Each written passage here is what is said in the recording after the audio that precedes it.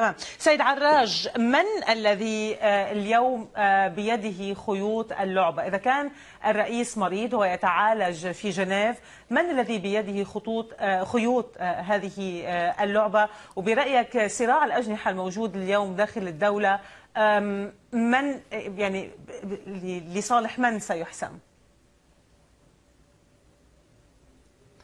خليني قبل ما نجاوبك على كل هذه المسائل نقول أنه الجزائر هي دولة مؤسسات، وفي داخل هذه المؤسسات رجال وطنيون، وأن الشعب الجزائري لم ينصب حتى واحد ولا أحد نصبه الشعب الجزائري ليكون مسؤولا أخلاقيا عليه أو يملي عليه أو يقدم قراءات أو يتكلم بالنيابة عنه، لأنه الشعب الذي خرج إلى الشارع وتحدث حتى وإن طالب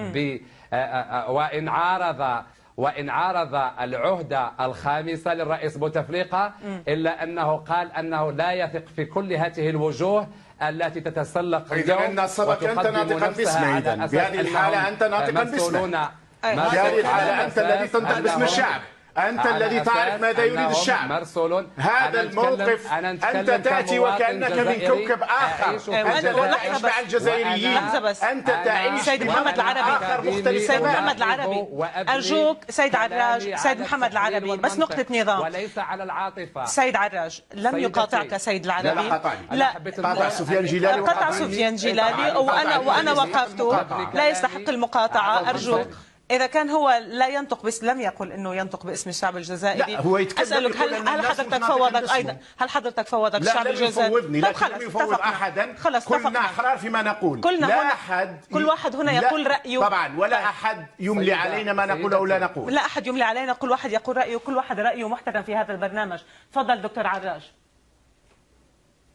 حبيت نقول أنني أكاديمي ونتكلم بالمنطق ونتكلم من الواقع الذي أعيشه وأحتك به وأراه، ليس من خلال الشعارات أو الإيديولوجيات التي توجه بعض الأطراف للتحدث والتسويق لأفكار مغلوطة. أنا لا أتكلم بخطاب العاطفة ولا أتكلم بالشعارات بالشعارات التي يتبناها. تتكلم بالأموال التي تملى بها جيوبكم. تتكلم أنت عليك أن تعيد أن تدخل سنة أولى علوم سياسية. أمثالك الدكاترة هم يا دكتور يمررون هذا يا سيد محمد العربي.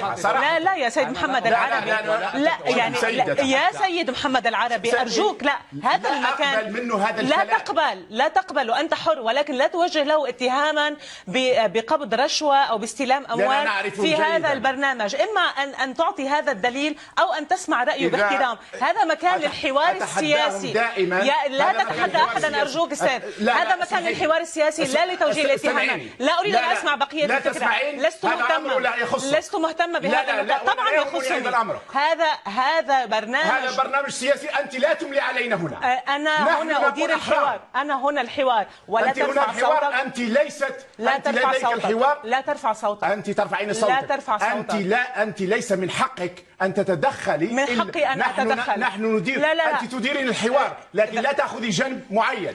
يبدو أنك تأخذين جنب النظام الجزائري. أنا لا أخذ جنب النظام الجزائري، وعليك أن تستمع للحوار منذ بدايته وأن تفهم ما أقول. سيد محمد عندما تسمعين هذا الحوار انتهى. إذا كنت لا تريد أن تسمع أسئلتي وتسمع مداخلاتي فأنت لا. أنا أنهي هذا الحوار. هذا الحوار انتهى. مع السلامة. لا أنت مع السلامة. لا مع السلامة. شكرا لك. لا أقبل منك هذا الكلام. تقبل أو لا تقبل أنت حر. BBC لا يجب أن توظف مثلك. أنت لست جديرة بهذا المكان، أنت قبيحة.